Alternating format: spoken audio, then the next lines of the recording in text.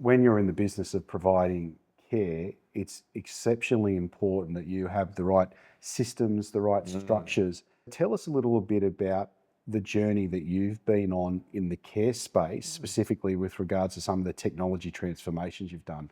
What was the problem that you identified that you eventually had to solve for that gets us to this conversation today? I've been with the business for 15 years. The distress call system that we had in place prior to Talius, it predated me. And we all knew that the system that we had was not built with care in mind. The care environment that you're sitting in today wouldn't allow a person to journey all the way through to palliation. It was more low levels of supported living, and then as your acuity increased, we would ask you to relocate elsewhere. We took a strategically different approach, which was, no, we don't want to ask people to leave anymore. We want them to be able to progress right the way through to the finish.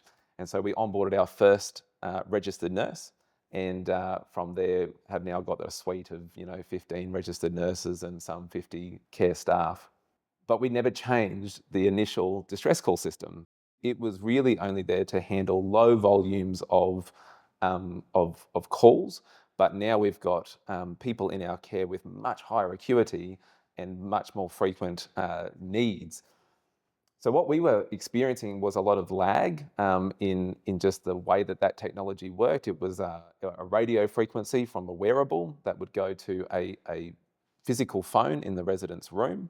And from there, that phone would place a call to a server, and that server would then place a further call to a carer's handset. The time taken there could be anything, maybe up to a minute from the time I press it to when the call's actually received by a carer. That impacts the customer experience, of course, because that's an added minute now, maybe two, that they're waiting, and that's got nothing to do with our staff and their responsiveness, but just to do with a lag of time. The other issue for us was reliability. So as that older system was receiving more calls, some of those calls were getting congested, and infrequently, but we didn't have any risk appetite for this. Infrequently, a call would get clogged. It just wouldn't go through. Or if it did go through, it would have to wait for all of the previous calls to be answered first. So you'd end up with 5, 10, 15 minutes. And there's not much that I lose sleep over. I sleep pretty soundly, but there's one thing that you never want to hear as a CEO. We found somebody on the floor the following morning, and they'd been there for hours. Nobody's come to find them. So what was the problem we were trying to solve?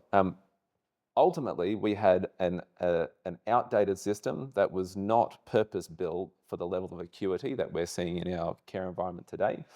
And we needed to make sure that we modernised that. We got faster responsivity, but along the way, and probably speaks to some of our procurement process, that it was going to be 100% reliable, or as close to that as possible. 99.999% uptime.